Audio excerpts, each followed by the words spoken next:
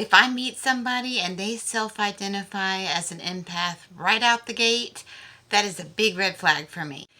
Empaths are not always safe people for neurodivergent people to be around, and they're not always correct in the assumptions that they make about other people's feelings. Also, sometimes they're feeling their own feelings and they're projecting that onto others and saying, I'm feeling your feelings. But really, they're feeling their own feelings. They're feeling their own discomfort. I've been in a lot of circles with healers and granola moms, and I know that those people did things like talk about my autistic traits behind my back with other members of the group. All that being said, I actually relate to the neurodivergent trait of hyperempathy.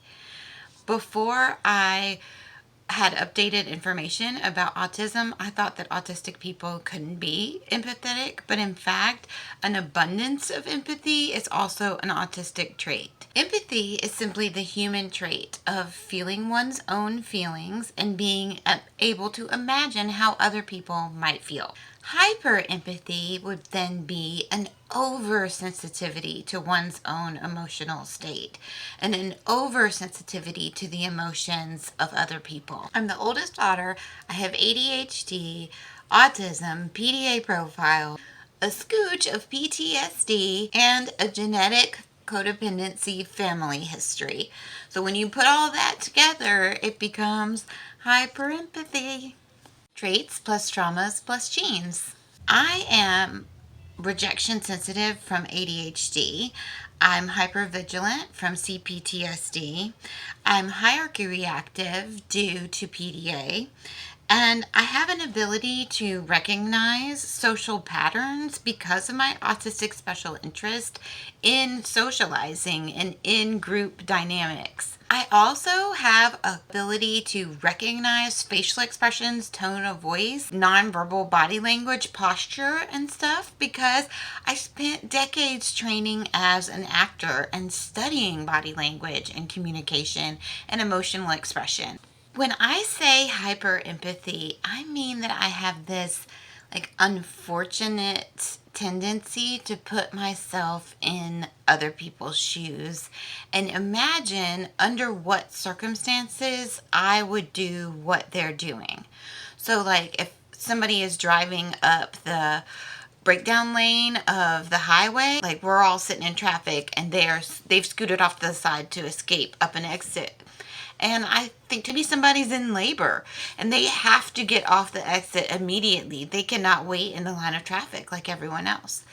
I can always imagine a scenario in which I would do what other people were doing. Even if it's something horrifying, if the stakes were great enough, like I needed to save my children, I needed to defend myself, I needed to escape a fire, I could see myself doing bad things in order to prevent something worse from happening. I can forgive pretty much anything, and I tend to give other people way too many second chances. I'm vulnerable to manipulation because I do constantly assume good intent and that people are good. They've just done something bad because of difficult circumstances or temporary, momentary dysregulation, but their kindness will return. Sometimes gets me in situations where people bully me or manipulate me or even use me. If a friend gives me a really good story, I will forgive them anything. If they give me a great story, not only will I forgive them, they'll have me doing acts of service to take care of them. This has gotten me targeted in the past by other neurodivergent women. I recognized my support needs in them and I ended up giving them things like childcare, money, organizational skills, transportation, and other forms of help. And then, of course, they weren't able to return those acts of service to me. I realize that I don't see red flags the way that other neurotypes do because of my combination of CPTSD and PDA. I feel like there's almost nothing that I can't understand or sympathize with. So if somebody tells me that someone is irredeemable and warns me not to hang out with them, they're like, Catherine, that person is a baby-eating werewolf. And I'd be like, oh, okay, well, let's not hang out with them on the full moon. But Babies really do look delicious, don't they? They're super cute fat thighs and their pillowy little feet. Oh my gosh, they're probably delicious.